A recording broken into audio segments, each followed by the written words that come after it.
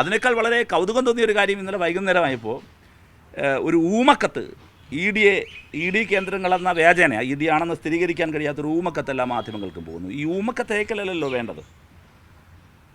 ഇത്രയും ഗുരുതരമായ പ്രശ്നം ഉയർന്നു വന്നിട്ട് എന്തുകൊണ്ടാണ് ഔദ്യോഗികമായി എൻഫോഴ്സ്മെൻറ്റ് ഡയറക്ടറേറ്റിൻ്റെ കേന്ദ്ര ഓഫീസ് ഇതിനോട് പ്രതികരിക്കാത്തത്? ഈ സംഭവത്തിൽ എന്തിനാണ് എൻഫോഴ്സ്മെൻറ്റ് ഡയറക്ടറേറ്റിൻ്റെ ഈ കേന്ദ്ര ഓഫീസ് ഇപ്പോഴും ഡയറക്ടറേറ്റ് ഒളിച്ചു കളിക്കുന്നത്? ധനകാര്യ മന്ത്രാലയം എന്തുകൊണ്ടാണ് ഇതുവരെ പ്രതികരിക്കാതിരിക്കുന്നത്?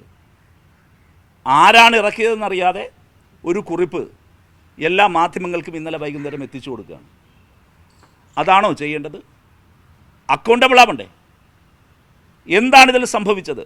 ജനങ്ങളുടെ മുമ്പിൽ പറയാനുള്ള ബാധ്യത ധനകാര്യ മന്ത്രാലയത്തിനും എൻഫോഴ്സ്മെൻറ്റ് ഡയറക്ടറേറ്റിനും ഇല്ലേ? അപ്പോഴത് പറയാതെ ഒളിച്ചു കളിക്കുകയാണ്. അത് പ്രശ്നങ്ങളിലെ ദുരൂഹത കൂടുതൽ വർദ്ധിപ്പിക്കുകയാണ് ചെയ്യുന്നത്. അതുകൊണ്ട് മറഞ്ഞിരുന്ന് ഈ ഊമക്കത്തിലിരുന്ന ഏർപ്പാട് അവസാനിപ്പിച്ച് എൻഫോഴ്സ്മെൻറ്റ് ഡയറക്ടറേറ്റും കേന്ദ്ര ധനകാര്യ മന്ത്രാലയവും മുന്നോട്ട് വരണം. അഴിമതി ആരോപണത്തിന് വിധേയമായ ആളുകളെ അടിയന്തരമായി സസ്പെൻഡ് ചെയ്ത് നിർത്തി മറ്റന്വേഷണത്തിലേക്ക് പോകാൻ തയ്യാറാകണം. ഈ ഇരട്ട അഴിമതി അവസാനിപ്പിക്കാൻ വേണ്ടി തയ്യാറാകണം.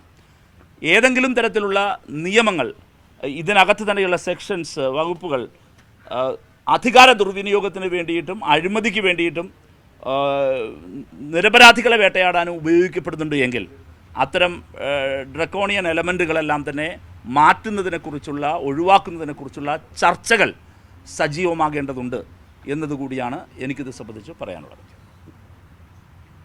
ഒരു കാര്യം ചോദിച്ചോട്ടെ, ഇപ്പോൾ ഇ ഡിക്കെതിരെ ചെയ്യുന്ന കാര്യങ്ങൾ ഇപ്പോൾ ഈ ഒരു സുതാര്യമായ അന്വേഷണത്തിൽ വേറെ എന്ത് സംവിധാനമാണുള്ളത്? അല്ല, ഞാനതല്ലേ പറഞ്ഞത്. ഒരു അന്വേഷണത്തിന് വേണ്ടി രാജ്യത്തെ ഇത്തരത്തിലുള്ള ഒരു എൻഫോഴ്സ്മെൻറ്റ് ഡയറക്ടറേറ്റ് പ്രവർത്തിക്കുന്നതിനെ നമുക്കാർക്കും ചോദ്യം ചെയ്യാനാകില്ല. അതൊക്കെ ഒരു രാജ്യത്തിൻ്റെ ശരിയായ നിലയിലുള്ള പോക്കിന് ആവശ്യമാണ്.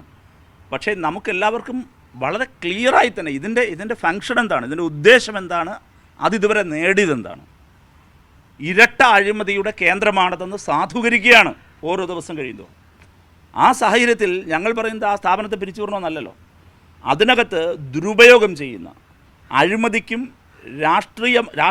രണ്ട് അഴിമതികൾക്കും, രാഷ്ട്രീയ അഴിമതിക്കും അതോടൊപ്പം തന്നെ അവർക്ക് തന്നെ അഴിമതി നടത്താനും കഴിയുന്ന വിധം, കൊള്ള നടത്താനും കഴിയുന്ന വിധമുള്ള എന്തെല്ലാം വകുപ്പുകളാണ് ഉള്ളത് എങ്കിൽ ആ വകുപ്പുകളെ കുറിച്ച് പുനരാലോചിക്കേണ്ടതുണ്ട് എന്നാണ് ഞാൻ പറഞ്ഞത്.